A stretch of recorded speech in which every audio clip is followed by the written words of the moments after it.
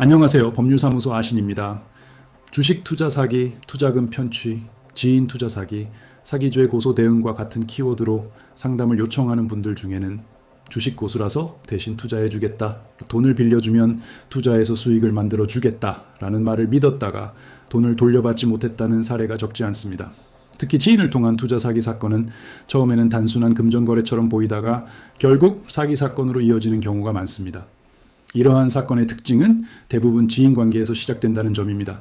친구, 직장 동료, 선후배, 오랜 지인 등 이미 신뢰 관계가 형성된 사람이 접근하기 때문에 피해자는 투자 구조나 계약 조건을 제대로 확인하지 않고 돈을 건네는 경우가 많습니다.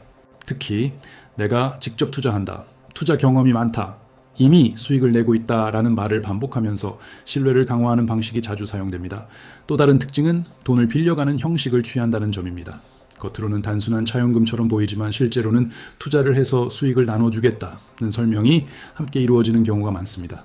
이러한 경우 나중에 문제가 발생하면 상대방이 투자가 실패했을 뿐 사기가 아니다 라고 주장하는 상황이 발생하기도 합니다.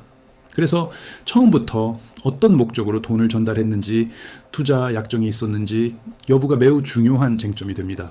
실무에서는 투자금을 받아 실제 투자에 사용했는지 아니면 개인 채무 변제나 생활비로 사용했는지가 중요한 판단 기준이 됩니다. 만약 처음부터 투자 의사나 능력이 없으면서 돈을 받아 개인적으로 사용했다면 형법상 사기죄가 성립할 가능성이 있습니다. 특히 투자 계좌가 존재하지 않거나 투자 내역을 전혀 설명하지 못하는 경우라면 사기 혐의가 인정되는 사례도 많습니다. 이와 같은 사건이 발생했다면 우선 투자금 송금 내역, 카카오톡이나 문자 메시지, 대화 기록, 투자 설명 내용 등 관련 자료를 최대한 확보해야 합니다. 투자해서 수익을 만들어주겠다, 수익을 나눠주겠다와 같은 표현이 남아있다면 이는 사기 사건에서 중요한 증거로 활용될 수 있습니다. 형사적으로는 사기죄 고소를 통해 수사를 진행할 수 있으며 수사 과정에서 자금 사용처와 투자 여부가 확인됩니다. 동시에 민사적으로는 투자금 반환 청구 소송이나 손해배상 청구를 통해 법원의 판결을 받아두는 방법도 있습니다. 이후 판결이 확정되면 채무자의 재산에 대해 압류나 강제 집행을 진행할 수 있습니다. 지인을 믿고 돈을 맡겼다가 피해가 발생하는 사건은 생각보다 많이 발생합니다. 특히 투자와 관련된 금전 거래는 관계가 가까울수록 계약이나 구조를 명확히 하지 않는 경우가 많기 때문에 문제가 발생했을 때 분쟁이 더욱 커지는 경우가 많습니다.